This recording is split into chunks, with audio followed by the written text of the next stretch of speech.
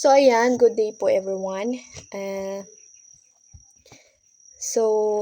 I will be sharing my personal reflection regarding the situations po sa Christian ethics. So, situation number 1, academic integrity versus friendship.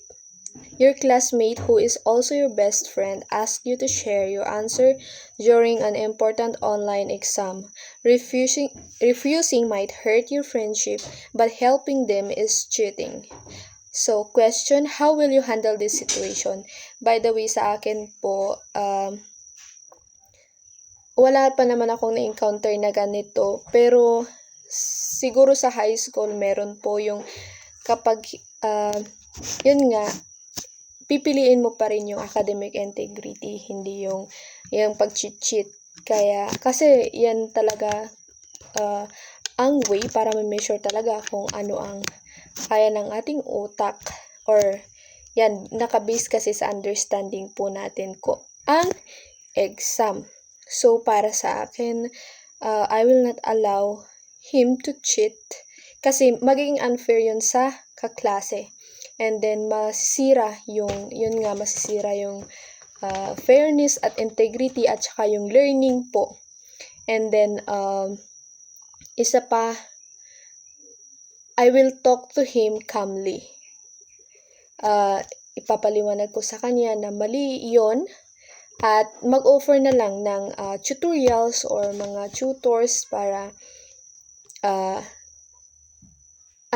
sa pagbutihin niya pa sa next na exam, ganun po. So, ako hindi po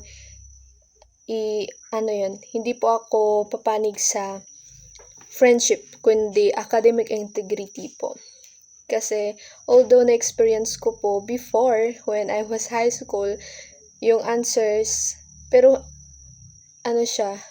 exam or quiz yata, hindi niya alam yung sagot, tas meron akong nasagot sa number na yon. And then, nag-ask siya kung pwedeng i-share ko daw yung answer, pero hindi ko siya pinapansin. And then, after the exam, or after the quiz, hindi na niya ako pinapansin. So, may mga ganun talaga, pero, hindi naman, as time goes by, nagiging okay naman kami. So, ayun. Yan, explain na lang, kausapin sila ng kasi, syempre, kapag nabisto kami, kumbaga, kapag nabisto kami in the act, siguro magiging 0 kami. Kasi, super strict ng teacher namin sa high school po. And then, so, situation number 2, truth versus compassion. You are a nurse caring for a terminally ill patient who asks if they are going to recover. The doctor advises you not to reveal the truth, yet telling the truth might cause distress, but hiding it feels dishonest. What would you say to the patient? Sa pagkakaalam ko po, meron yata silang rule na hindi nurse ang magsasabi na if they are going to recover. Yung doktor siguro yung talagang may dito eh. So, para sa akin, mananahimik na lang ako. Sabihin ko na lang sa patient na hintayin na lang si doc para siya na lang yung magsabi sa truth. Kasi sa pagkakaalam ko sa ospital po, parang meron silang rule na ganito. Doctor lang makakapagsabi kung yun, ano na yung kalagayan ng patient. Kaya, kapag siguro ako yung nurse, out of the boundary na siguro ako. Kaya, ayun, sasabihin ko na lang sa patient na tanungin na lang sa doctor. Kasi it's not my, siguro, hindi nakasali yun sa responsibilities ko. Kasi parang, mahirap to eh. Kasi, mahirap to. Talagang mahirap to. Magiging dishonest ka, pero, yun na. And then for situation number 3, artificial AI versus human jobs. As a CEO, you can replace 1,000 employees with AI machines, saving millions for your company. However, doing so will cause massive unemployment in your community. Question, would you prioritize company progress or your employees' livelihood? Siguro para sa akin, human jobs. Mas pipiliin ko yung employees' livelihood po. Siguro yun yung ipaprioritize muna natin kasi kahit naman yung company, yung mayaman yun, pero yun nga, kung example sa company na yun, kahit million yung ini-invest nila sa company nila, tas wala naman silang employees, livelihood, hindi sila nakakatulong. Although, siguro nakakatulong sila sa development, pero, maapektuhan yung, yun nga, maging mas marami ng poor. So, instead na sa AI, dapat sana i-balance na lang po. Kung pwede lang sa AI versus the human jobs, i-balance na lang po yung ganong gawain para, yun nga, nakaka-produce sila ng pera, plus, nakakatulong sila sa mga employees nila. So, ganun po sa akin. And then, situation 4, survival versus sacrifice. So, 3 others are stranded on a lifeboat with limited food. Saving everyone seems impossible unless one person sacrifices their share. Everyone looks to you, the leader, to decide who gets to eat. How would you handle the situation? 4 others are stranded on a lifeboat with limited food. Saving everyone seems impossible unless one person sacrifices their share. Everyone looks to you, the leader, to decide who gets to eat. Oh my God. Ito yung super mahirap na pagdesisyonan.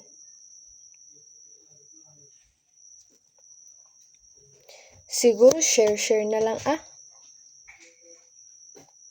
Share na lang yung food. Pero limited nga, di ba? So, siguro sa Oh my God.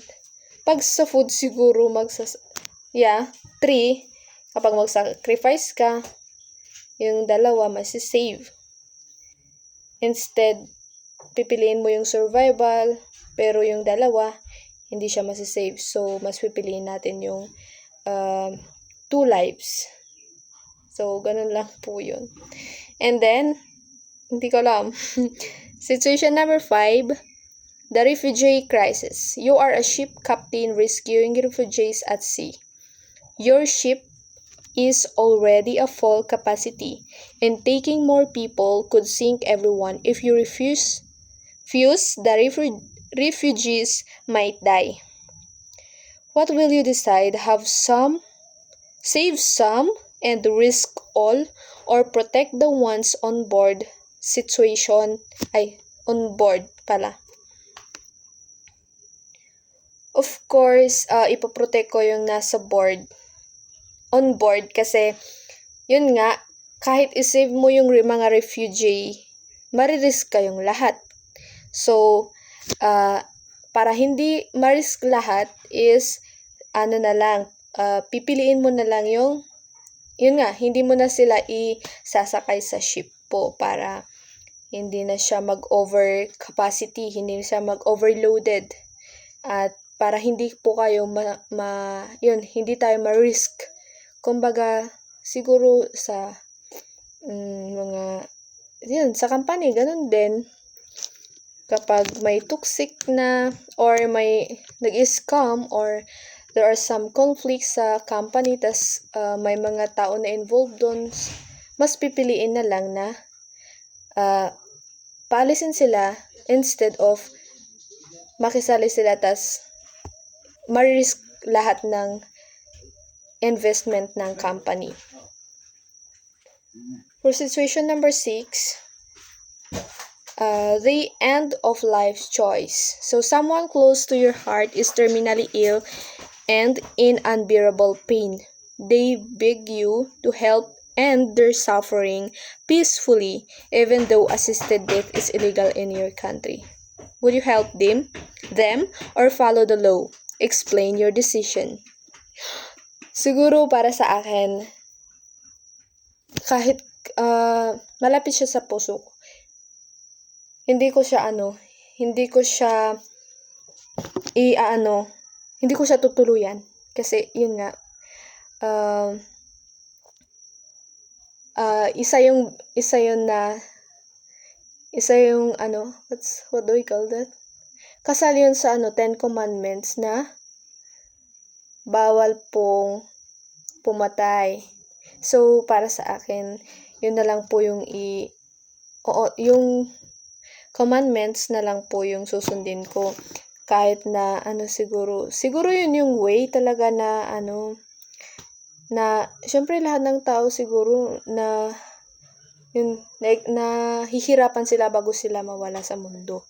Lahat naman ganun. So, ayun nga, hindi ko siya tutuluyan. Kumbaga, kasi nga, yan, illegal yung, kasi parang murder na yun eh. So, yun, hindi ko na siya tutuluyan. Kasi mahirap eh, parang,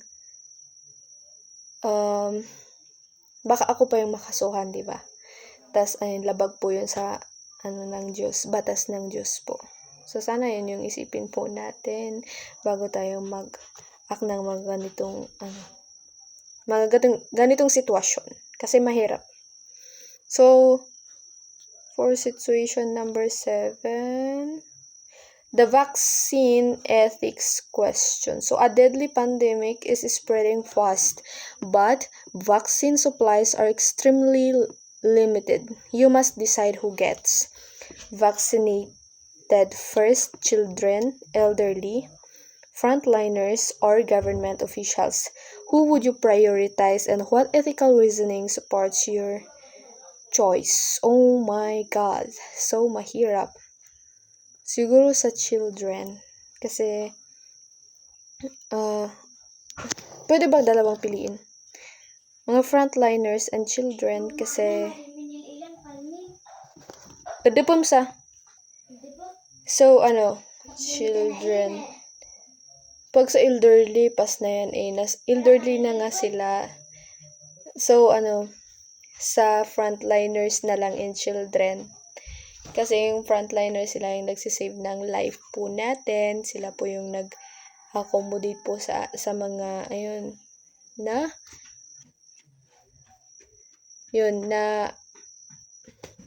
mga patients, so ganun. Tas yung children, alam natin na mas marami pang opportunity sa kanila. So, yun, pipiliin ko po yan. Yung children and frontliners. So, yun po, and thank you po.